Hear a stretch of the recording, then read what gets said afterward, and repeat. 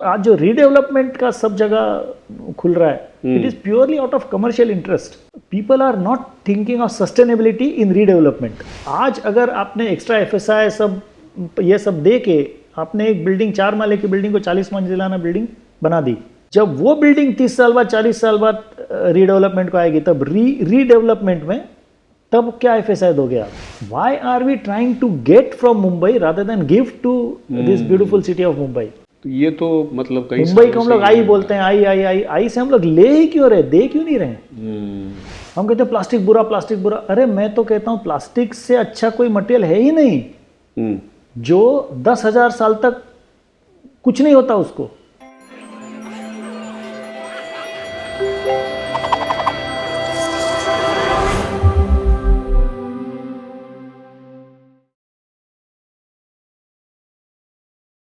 आपने फिर मतलब स्ट्रैटेजिकली ये बिजनेस रीबिल्ड कैसे किया? मतलब जैसे हम कहते हैं कि कई बार होता है कि आपके एक मतलब एक होता है कि फ्रेंड सर्कल होता है और एक होता है प्रोफेशनल आपका एक सपोर्ट सिस्टम होता है, या आपके कुछ एक क्लाइंट्स होते हैं जो आपको खड़ा होने में फिर मदद करते हैं. ऐसा कुछ हुआ उस समय? मैं आपको 2 चीज़ें तो मैंने बताई कि फ्रेंड्स और फैमिली. थर्ड और जो बिगेस्ट सपोर्ट होता है वो आपके टीम मेंबर्स का. ओके. मैं हमेशा ये सोचता हूँ कि आपने वो दही अंडी देखी होगी, ह्यूमन पिरामिड जिसको बोलते हैं, एक के ऊपर आप एक वो बनाते हो. दही अंडी में आप as the head of the organisation आप सबसे ऊपर हो. दुनिया की नज़र आप पे लगी हुई है कि ये बंदा कब दही अंडी फोड़ता है, मतलब कब प्रोजेक्ट हासिल करता है, कब अच्छी तरह डिलीवर करता है, कब. बट उसे ये भूलना नहीं चाहिए कि मैं किसके कंधे पे खड़ा हूं. वो कंधे जितने मजबूत हो उतना ऊपर मैं जा सकता हूं. तो I always believed in investing in people and empowering them. So आज जो हमारी 350-370 की टीम है, उस टीम में हर बंदा, कम से कम 25 लोग ऐसे हैं जो 20 साल से ऊपर हमारे पास है. क्यों हैं? पागल है क्या उनको कहीं और नहीं मिल रहा? नहीं. Indians by and large are honest people, ये मैं समझता हूं. सिस्टम हमको डिसऑनेस्ट होने पे मजबूर कर देती है.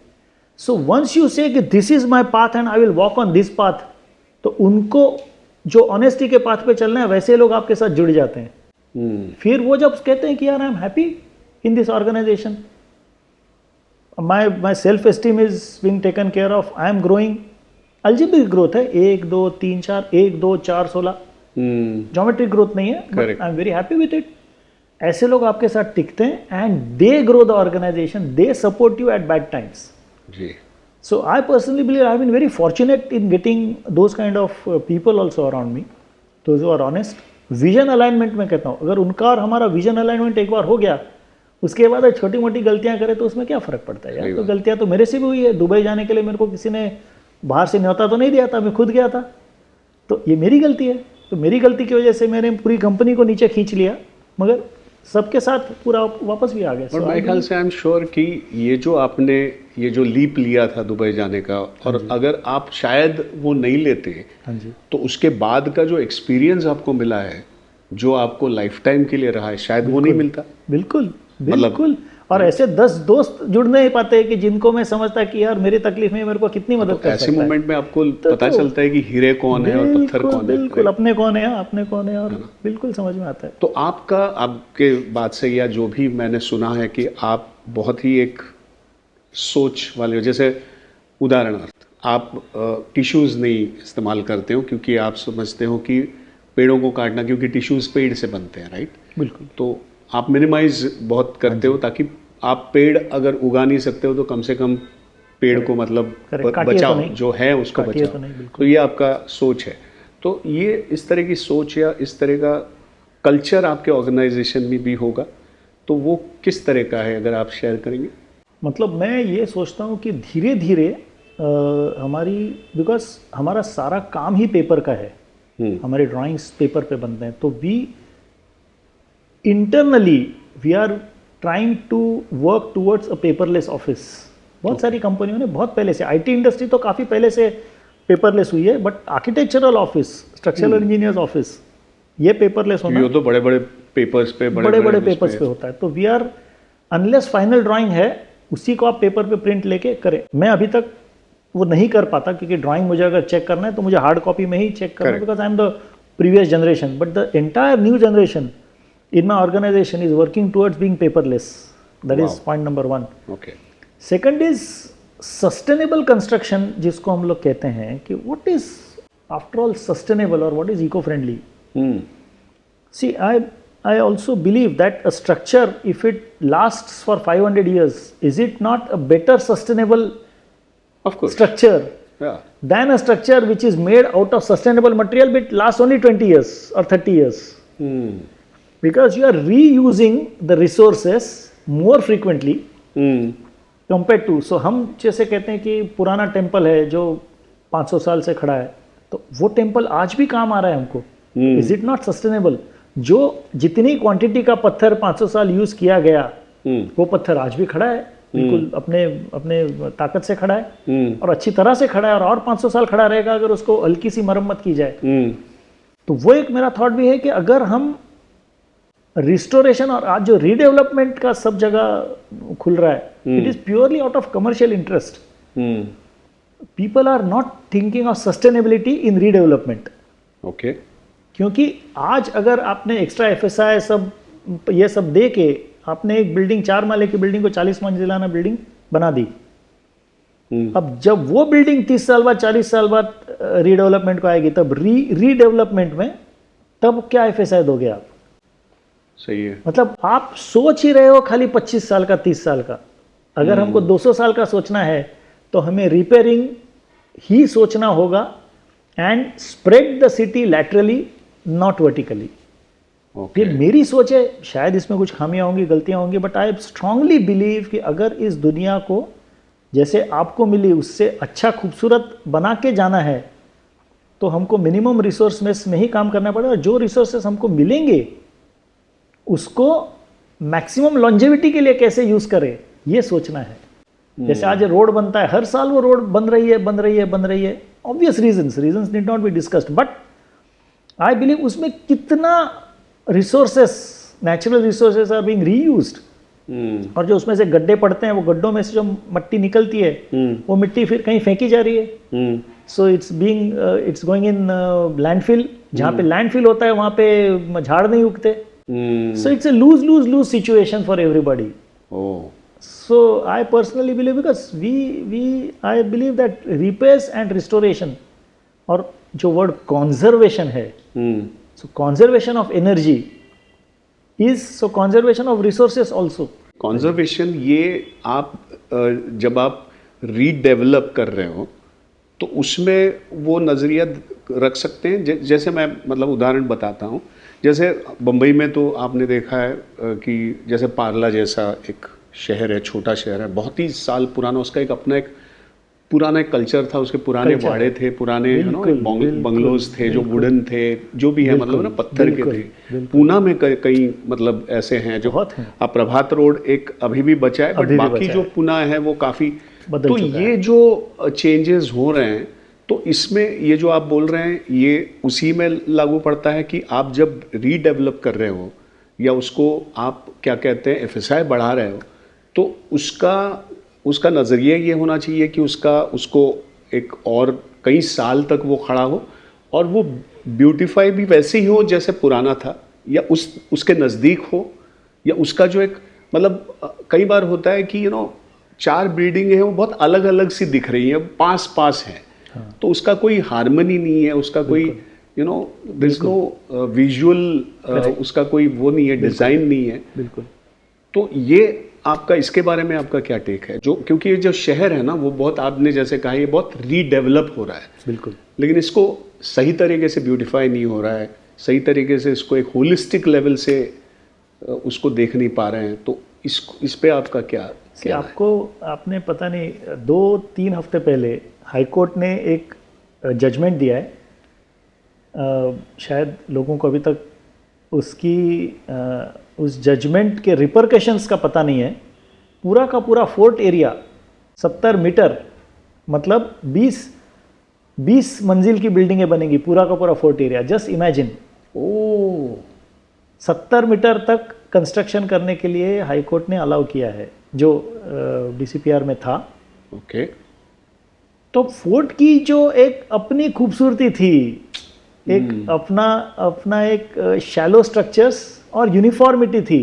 यूनिफॉर्मिटी तो फिर आएगी, क्योंकि सारे स्ट्रक्चर 70 मीटर के हो जाएंगे तो फिर से यूनिफॉर्मिटी आ जाएगी, मगर उसका कैरेक्टर, उसका एक कैरेक्टर पूरी तरह बदल जाएगा। मैं ये नहीं कहता कि नया कैरेक्टर अच्छा नहीं होगा, नो, नया कैरेक्टर भी अच्छा होगा। बट आज अगर फोर्ट से 1 घंटे में X नंबर ऑफ गाड़ियां आती है, से 100 गाड़ियां आती है, तो जब आप उसको 4 गुना करते तो 400 गाड़ियां आएंगी। तो 400 गाड़ियों के लिए रोड्स कहाँ हैं आपके पास? उतना पानी, उतना सुएज, ये सब के लिए आपके पास इंफ्रास्ट्रक्चर है? ऑन पेपर शायद है, जगह पे बहुत मुश्किल काम है।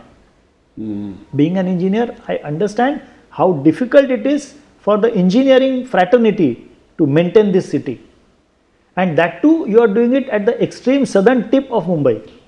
मुंबई के एक्सट्रीम सदर्न टिप के ऊपर आप इतना बड़ा कंस्ट्रक्शन अलाउ कर रहे हो, तो क्या ये सही है? Time will tell. मेरे हिसाब से मुझे लगता है कि इन द लॉन्ग टर्म ये सही नहीं है। ओके।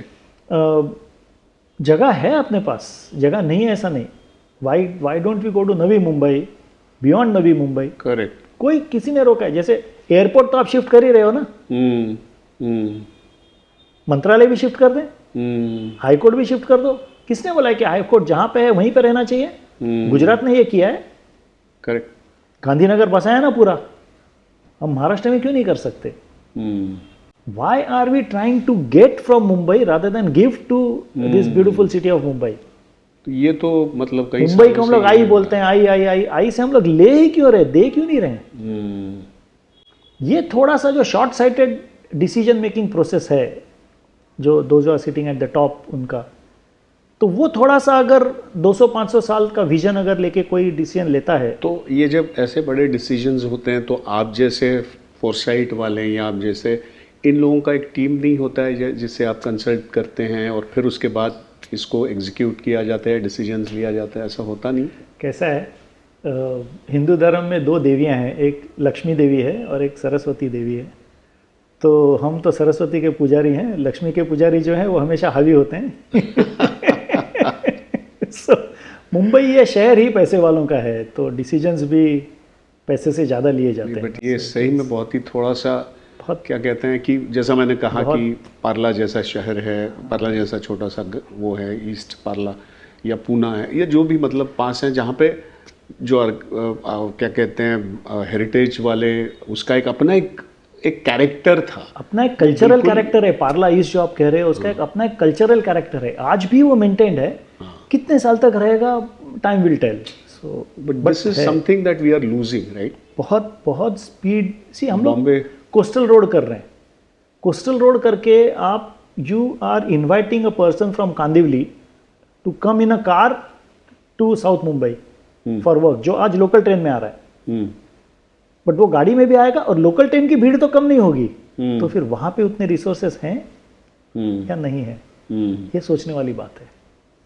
जैसे मैंने कहा हाईकोर्ट क्यों नहीं शिफ्ट हो सकता? आज जो बंदा अगर ग्रामीण एरिया से आता है और उसे हाईकोर्ट में लड़ना है, हाईकोर्ट में 1 दिन 2 दिन 3 दिन, तो he first comes to Mumbai which is extreme western tip of the state of Maharashtra, फिर एक्सट्रीम सदर्न टिप में जाता है मुंबई के भी। So that much of strain on the resources of Mumbai. फिर वहाँ पे उसको रहने के लिए, साउथ बॉम्बे में तो रहने जितना पैसा है नहीं, फिर आएगा नॉर्थ बॉम्बे, रहने के लिए 2-3 दिन रहना पड़ेगा। तो instead if it is made somewhere in the in Navi Mumbai, एक 500,000 एकड़ का प्लॉट ले लिया जाए और जहाँ पे सारे कोर्ट्स बनाओ इकट्ठा, वहाँ पे सब लॉयर्स को अपने अपने चेंबर्स दे दो। गांधीनगर ने किया ही है ना, पहले Ahmedabad high court was in Ahmedabad, now it is on Sarkhej highway. क्यों नहीं हम ये चीज़ कर सकते? खुद ही मतलब मैं कोई, आई am not talking something out of the box, ये चीज़ें डिस्कस भी हुई है एंड ये चीज़ें हमारी फ्रैटर्निटी में, आर्किटेक्चरल स्ट्रक्चरल इंजीनियरिंग फ्रैटर्निटी में ये चीज़ें डिस्कस भी बहुत होती हैं। Okay, but as I said, you know, the commercial decisions prevail.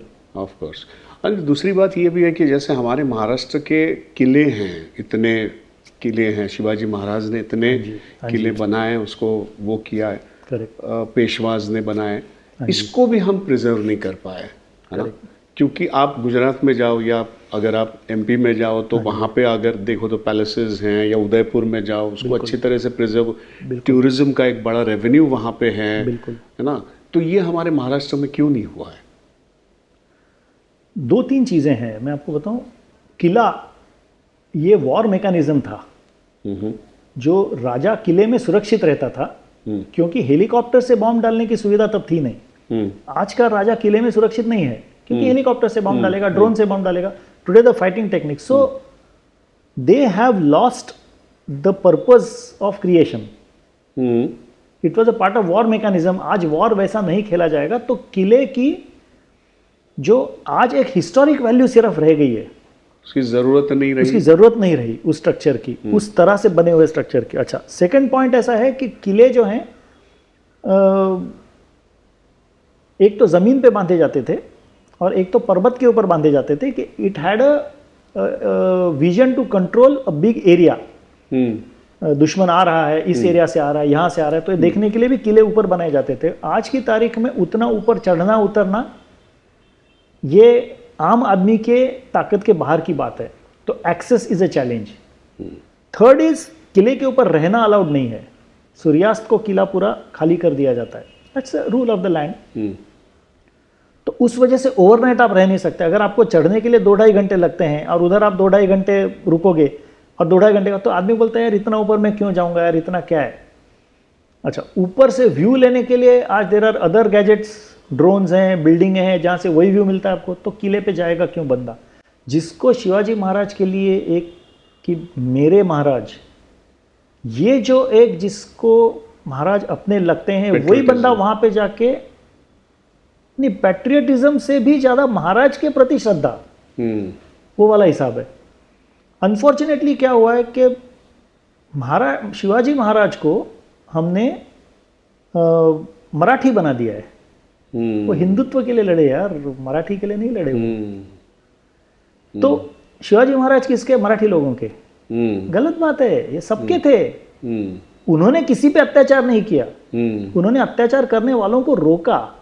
अब ये इतिहास को समझ के, शिवाजी महाराज को अपना समझ के, उनके किलों पे जाके जो नतमस्तक होना चाहता है, ऐसे लोग कितने बचे हैं?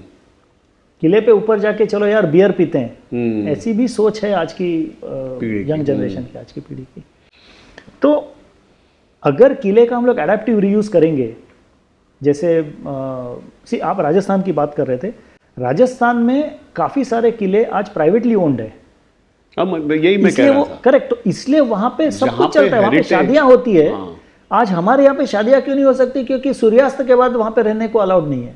अब ये कायदे बदलने चाहिए। तो मैं यही कह रहा हूँ, अगर आप वो सुविधा बना दो कि आदमी मतलब मेरा कहने का मतलब ये ऐसा नहीं कि ऊपर जाके नीचे आ गए, आप एक्सपीरियंस लेते हो ना। अगर आपको एक्सपीरियंस लेना है तो आपको रहना है वहाँ पे सूरज उगते देखना है, वहाँ पे सूरज डूबते देखना है, शाम ये जो भी है। बिल्कुल। तो वो जो एक्सपीरियंस है ना, तो एक्सपीरियंशियल लेवल पे मेरे ख्याल से महाराष्ट्र टूरिज्म को ये सोचना चाहिए कि टूरिज्म ये एक्सपीरियंशियल होता है। बिल्कुल। जो शायद बाहर के स्टेट्स में है, अभी भी यही है कि ये खाना खाओ, ये म्यूजिक, उसको एक होलिस्टिक एक्सपीरियंस अगर आप दो टूरिज्म को, तो शायद टूरिज्म हमारा चेंज हो जाए। जो करंट गवर्नमेंट है वो किले के रख रखाव के लिए पैसा दे रही है, तो we are happy about it. But जो आप कह रहे हैं कि अगर MTDC जैसा डिपार्टमेंट और आर्कियोलॉजी दोनों इकट्ठा आकर के, क्योंकि किले आर्कियोलॉजी के भी हैं, करेक्ट, तो उनके जो नियम है उस नियम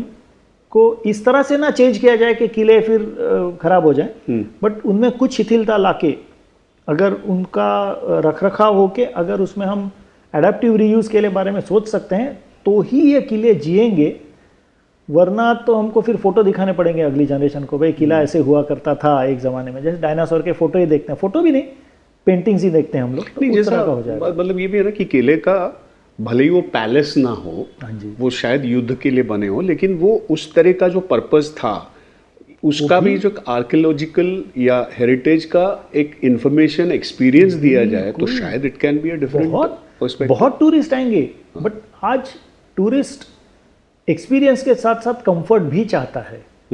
तो वो तो आप वही तो मैं कह रहा हूँ, तो वो दोनों कंफर्ट बिल्ड होना चाहिए। बिल्कुल, दोनों को अगर आप कंफर्टेबली ये करें, सी आई एम नॉट सेइंग कि ऊपर जाके आप शराब बेचो, नो।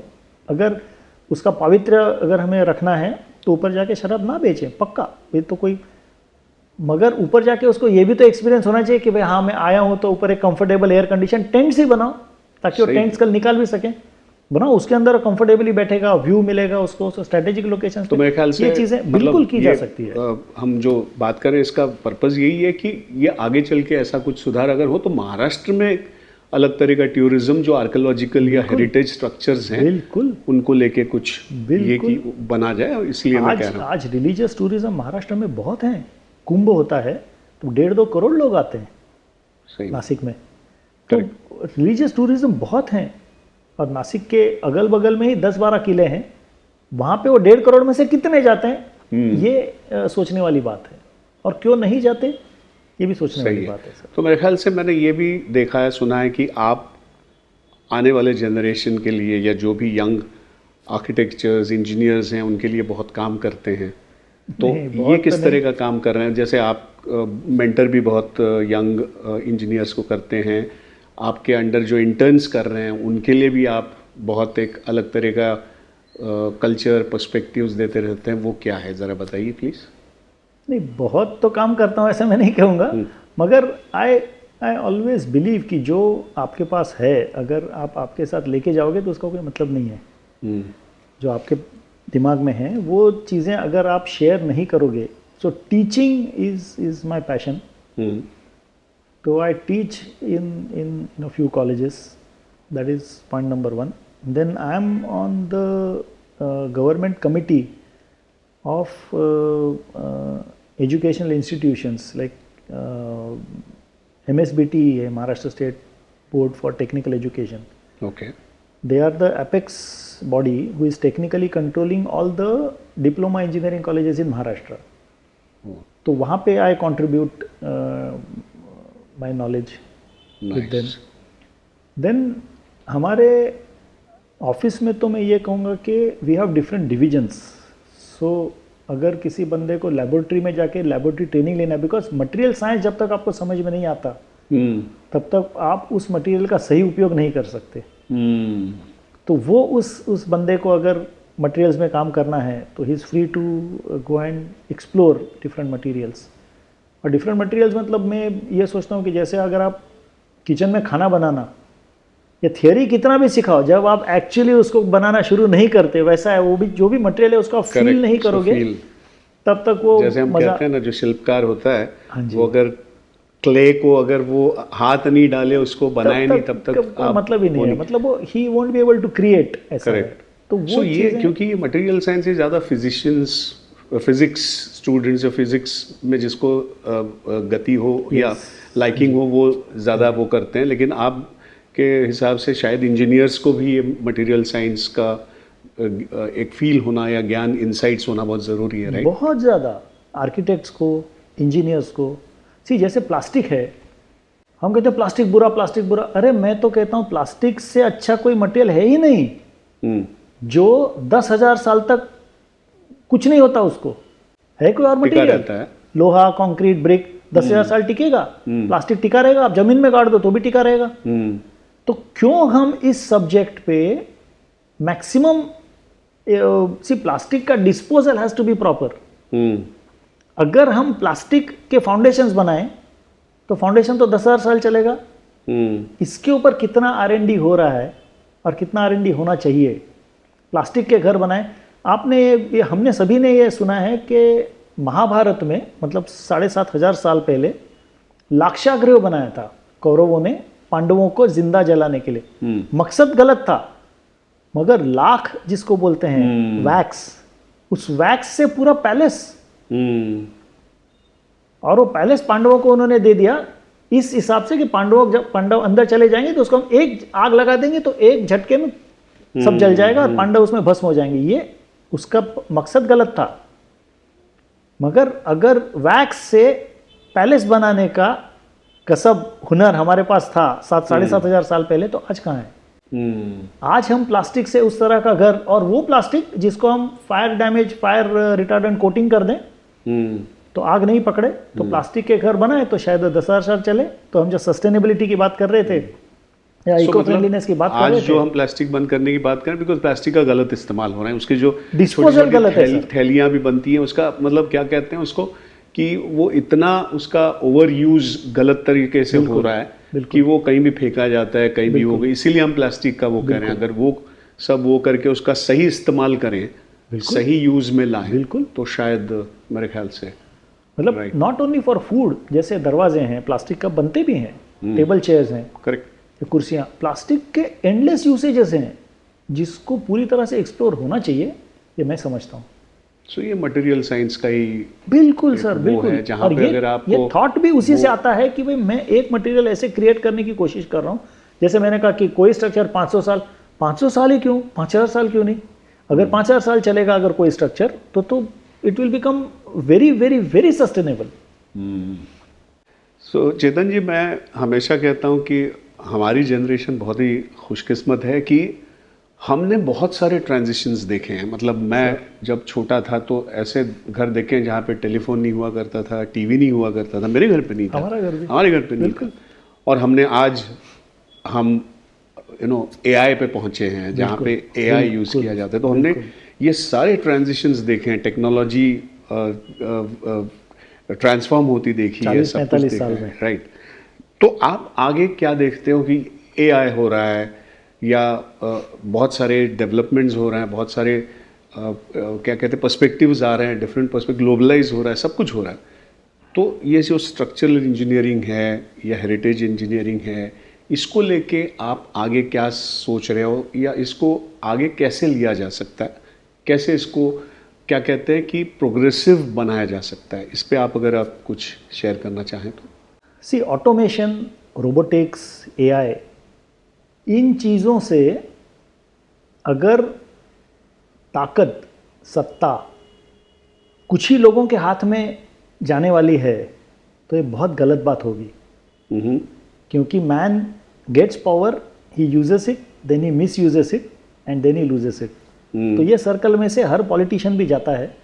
जब मिसयूज होना चालू अगर हो गया इस सत्ता का, आज data is a power and we know it is being misuse. हमारे सबके मोबाइल्स पे, जैसे हम लोग घर पे बात करते हैं कि भाई अगले हफ्ते जयपुर जाना है, तो जयपुर के होटल्स के अपने डेटा आना शुरू हो जाता है। कैसे आता है? कोई सुन रहा है हमें, कोई हमारे मोबाइल को ट्रैक कर रहा है, which is fine, we are now getting use to it. तो एआई से इसके अगली स्टेप आने वाली है।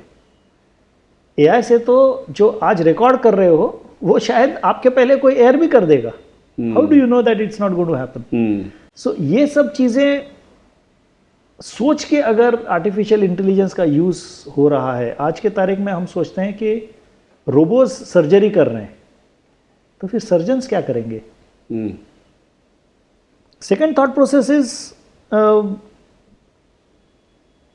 आई believe if you take away tools from somebody, he will sure pick up a gun. Because उसको खाने पीने के लिए दो ही चीज़ें करनी है, या तो भीख मांग के जिए, जिनके हाथ में ताकत जाएगी उनसे, या तो छीन के जिए। तो इस ताकत का रोबोटिक्स है, ऑटोमेशन है, एआई है, ये सब ताकतें हैं। इन ताकतों का अगर सही इस्तेमाल हो तो ह्यूमैनिटी के लिए बहुत बढ़िया बात हो सकती है। And same is the case with construction industry also. Next generation is getting educated, तो वो कंस्ट्रक्शन लेबर बनना नहीं चाहती। आज धीरे धीरे construction labour is getting scarce and hence getting costlier. Correct, लेकिन लेबर भले शायद ट्रांसफॉर्म हो जाए, लेकिन स्किल्स वो होनी चाहिए, राइट? करेक्ट। जो स्किल, जैसा हमने कहा था कि आपको मिट्टी में हाथ डाल के वो जो एक आपके हाथ में जो स्किल है, that we should be losing. So जो कारीगर हैं, जो क्योंकि वो कला भी है, वो स्किल्स भी हैं, उसको हम लूज नहीं करना करना चाहिए। बिल्कुल। भले हम कितने भी एडवांस हो जाए, कितने भी टेक्नोलॉजी में आप माहिर हो जाएं, तो ये स्किल्स हैं, इसका वो जो है। तो जैसा आपने कहा कि आपकी इंडस्ट्री में भी ये जो कला, ये जो स्किल लोगों की बहुत ज़रूरत पड़ती है, तो उनको रिटेन करना या उनको और बढ़ाना ये ज़रूरी है शायद। इस पे आप अगर बहुत बहुत ज़्यादा ज़रूरी है, क्योंकि आप एक मूर्त जो है वो सीएनसी मशीन पे भी तो बनवा सकते हो, मगर उसमें वो जान नहीं रहती। जैसा आपने कहा कि आप वास्तु जब बनाते हो, रिपेयर करते हो, उसमें वो जान होनी चाहिए। Correct correct correct. तो वो जो कारीगर एक मूर्ति बनाएगा ना, तो दो मूर्तियां सेम नहीं होगी एक ही कारीगर ने बनाई हुई, क्योंकि दोनों बनाते हुए उसका मूड अलग अलग है। सीएनसी मशीन को मूड नहीं होता, तो दोनों एक मूर्त बनाई आपकी, उसकी 50 रेप्लिकेट करनी है तो सीएनसी मशीन कर देगा, मगर वो will it really give you that wow factor? शायद नहीं।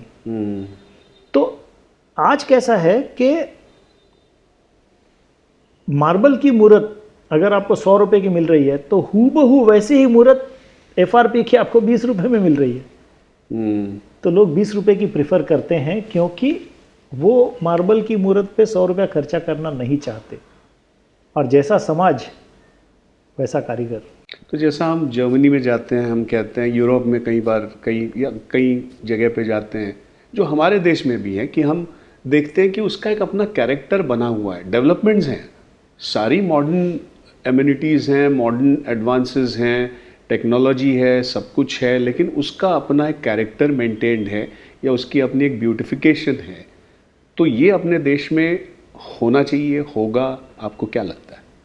हमारे देश का कैरेक्टर तो हमेशा से ही था। शायद पिछले 1000 सालों के इन्वेजन्स ने हमारा कैरेक्टर हल्का सा चेंज कर दिया है। मगर आज हमारी जो सेंट्रल गवर्नमेंट है वो भी तो यही कह रही है कि अपने कैरेक्टर को पहचानो और उसको पकड़ो।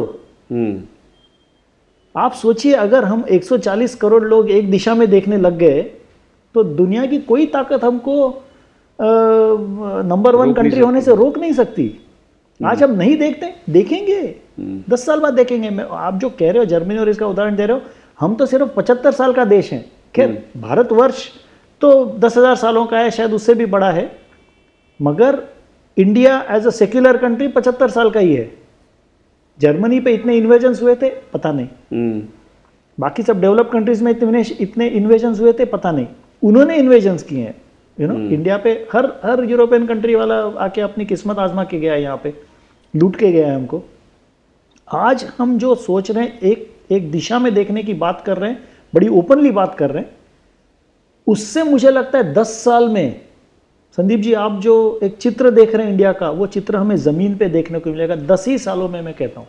वाह। आज हम लोग 2023 में बैठे हुए हैं, 2033 में या 35 में हमें ये चित्र पक्का देखने को मिलेगा कि हम समाज को हमारा सोचने लगेंगे। आज हम क्या सोचते हैं कि ये सड़क मेरी नहीं है तो गवर्नमेंट की है। जब मैं ये सोचूंगा कि ये सड़क मेरी है, तो मैं उस पर थूकूंगा नहीं और उसमें कचरा नहीं फेंकूंगा, क्योंकि वो भी मेरा ही है। ये देश मेरा है, ये भावना जो है अगली पीढ़ी में आ रही है, क्योंकि पैदा होने के बाद ही वो देख रहे हैं कि सारे एक दिशा में देखने लग गए। तो ये मुझे लगता है ये जब पीढ़ी 20-25 साल की होगी, तो उनका नज़रिया जो है देश की तरफ देखने का, समाज की तरफ देखने का बहुत बदला होगा। WhatsApp is making a very big difference, क्योंकि कोई एक अच्छा काम करता है तुरंत देश भर में फैल जाता है। वो बुरा काम भी फैलता है, बट अच्छा काम भी फैलता है। लोग हैं जो अच्छा काम देख रहे हैं और उसके जैसा अच्छा बनने की कोशिश भी कर रहे हैं। तो आई एम वेरी पॉजिटिव कि ये चीज़ें जो है वो बिल्कुल बढ़ेगी। और आप स्ट्रक्चरल इंजीनियरिंग की बात कर रहे थे, तो मैं तो सोचता हूँ कि चांद पे भी हमको कंस्ट्रक्शन करना है सर अगले 20-25 साल में। तो हम लोग ही जाएंगे ना चांद पे क्यों नहीं जाएंगे? तो ये बिल्कुल हम गए हैं तो हम ही जाएंगे ना, पहले इंडियंस ही जाएंगे, तो इंडियन स्ट्रक्चरल इंजीनियर्स भी जाएंगे। तो I am very positive on the way things are growing. जो R&D चल रहा है देश में, we are talking of hydrogen as a fuel, same R&D civil engineering construction industry में भी हो रहा है। वो बहुत ज़्यादा पैमाने पे हो, जैसे प्लास्टिक रोड्स बन रहे हैं आज, use of plastic in roads, that's happening. So a lot of R&D work is going on in construction industry. वो और बढ़े, because construction industry is the second biggest employer after agriculture and second biggest consumer of natural resources. So coming back to the thought process, construction industry has to grow in R&D, focused R&D, और वो हो रहा है। So उसके effects मेरे को लगता है हमारी जनरेशन में ही हम देख पाएंगे, शायद थोड़े से बूढ़े होंगे बट जरूर देखेंगे। मैं आई एम श्योर। मेरे ख्याल से हर आदमी, आप जैसा कह रहे हैं, क्योंकि इस पॉडकास्ट का भी यही पर्पज़ है कि एक थोड़ा सा प्रोग्रेसिव विचार, थोड़ा सा प्रोग्रेसिव सोच, या क्या कहते हैं इसको, एक पैशनेटली जो भी लोग कुछ काम कर रहे हैं अपने अपने एरियाज़ में, उनको कैसे हम पॉडकास्ट में ला सकें और उनके जो सारे एक्सपीरियंसेस हैं वो कैसे दे सकें, ताकि बाकी लोगों को भी थोड़ा सा इंस्पिरेशन या थोड़े से इंसाइट्स मिले। ये हेतु है, शायद ये पर्पज़ भी है। तो आप कुछ कहना चाह रहे हैं? हाँ, मैं एक्चुअली ये सोचता हूँ कि किसी भी प्रोफेशनल को कभी भी रिटायर नहीं होना है। उससे हमने जो सीखा है 40 साल में, वो अगली जनरेशन को देना है, देते रहना है टिल द लास्ट ब्रेथ। क्योंकि अगर हम ये सोचे कि मेरा पेट भर गया इसलिए मैं अब, अगर ये हर फार्मर सोचेगा कि मैं सिर्फ मेरे फैमिली के लिए खाना उगाऊंगा, तो आप खाएंगे क्या? बिल्कुल। वो फार्मर वाली सोच है कि मैं दुनिया को खाना खिलाऊंगा, वैसा है हम सब में वो जज्बा होना चाहिए, वो थॉट प्रोसेस होना चाहिए कि मैं समाज में अगर अच्छाई डालूंगा तो घूम फिर के अच्छाई मेरे पास आ ही जाएगी। तो मैं समाज में अगर ये कंस्ट्रक्शन का नॉलेज है, आज अगर मुझे थोड़ा बहुत जो कंस्ट्रक्शन का नॉलेज है, कंजर्वेशन का नॉलेज है, अगर मैं वो शेयर करूंगा अगली जनरेशन के साथ, तो और ज़्यादा देश अच्छा होगा ना। और देश अच्छा होगा, अगर ये पूरा विश्व अच्छा होगा, तो मज़ा किसको आएगा? मुझे भी तो आएगा देखने में। सो आई बिलीव दैट वो हर प्रोफेशनल को करना ही चाहिए। मतलब डॉक्टर्स हैं, प्रोफेशनल्स हैं, लॉयर्स हैं, सीएस हैं, कंस्ट्रक्टर्स हैं, डेवलपर्स हैं, I am not talking of only pure professionals, कारीगर हैं, देते रहना चाहिए sir. Very nice. I think this is the best note to end this podcast, क्योंकि ऐसा अगर पॉजिटिव अप्रोच हम सब में रहें, और सब मतलब प्रोफेशनल्स में, और आपने जैसे कहा जितने स्किल्ड लोग भी हैं उनमें भी रहें और देते रहें, तो मेरे ख्याल से फिर कोई हमारे देश को या कोई अपने क्या कहते हैं प्रॉस्पेरिटी को रोक नहीं सकता। बिल्कुल सर, बिल्कुल। Thank you very much sir. My pleasure sir, thanks for calling me. Thank you very much. Thank you. देखा, कई लोग ऐसे होते हैं जो अपने काम से अपना देश प्रेम जताते हैं और अपना काम भी बखूबी करते हैं। तो चलिए, ऐसे कई बड़े आमों से आपको मिलाएंगे। बस आप हमारा साथ दीजिए, हमें सब्सक्राइब कीजिए, लाइक कीजिए, हमको शेयर कीजिए। बस आप इतना सा काम कीजिए, हम और बहुत बड़े आमों को आपके सामने लाएंगे। धन्यवाद।